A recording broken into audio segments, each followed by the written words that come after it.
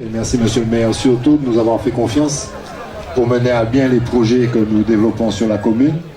L'un des projets qui est en cours à l'occasion de l'élaboration de cette troisième édition du VMAP est la réalisation d'un atelier chantier d'insertion qui vise à réhabiliter le site. Je profite pour les remercier, je ne les présente pas, ils sont accompagnés par leurs encadrants, mais je leur demande un grand coup de chapeau surtout pour le travail qu'ils ont accompli en un mois.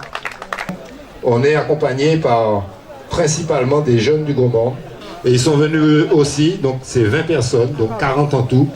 Oui, le site est pris depuis le début de l'année en main par un atelier chantier d'insertion qui regroupe 20 participants du Gros Morne et des communes limitrophes et qui vise à nettoyer, réhabiliter, aménager les 7 hectares que constitue ce jardin. Donc suite à cette mise en place, il faudrait dire avant que le cahier de patrimoine a pu avec la ville du Gros Morne bénéficier d'une réponse à un appel à projet et qui a été primé.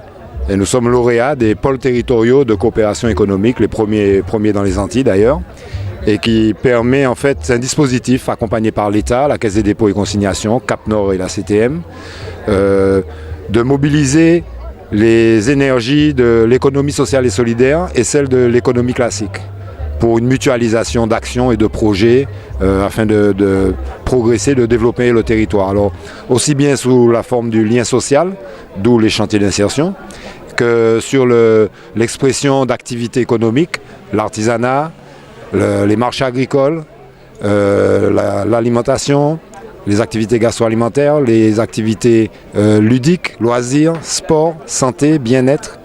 Donc en fait le projet du PTCE, ADN Les Jardins du Gros Morne, repose sur le développement de l'ensemble de ces thématiques. L'ACI est un dispositif d'insertion qui est piloté par l'État et qui permet à une association inscrite dans ces thématiques de recruter des participants par le biais de contrats aidés, des CDDI, de les mettre en activité professionnelle, mais d'assurer en même temps un accompagnement social et de garantir la mise en place de parcours professionnels. C'est une journée particulière pour le Grand Nord, mais aussi c'est une journée particulière pour le Gros Morne aussi. Et avec l'association CAID, quand on a mis en place ce projet, pour qu'au moins on puisse permettre de faire la remise en état avec les jeunes qui sont venus s'investir.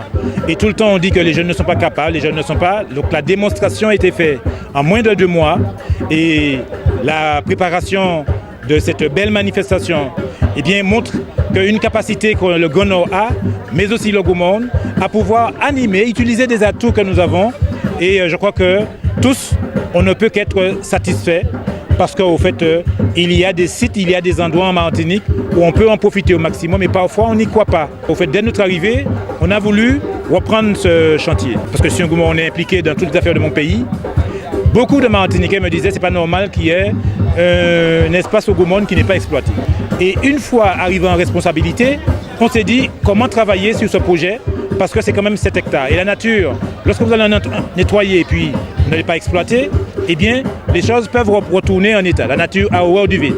Et c'est à partir de cela que nous avons lancé un appel à projet avec M. Destin pour pouvoir, dans le cadre du pôle territorial économique, et ensuite nous avons mis en place un chantier d'insertion et nous pensons avec des jeunes qu'on pouvait faire cela.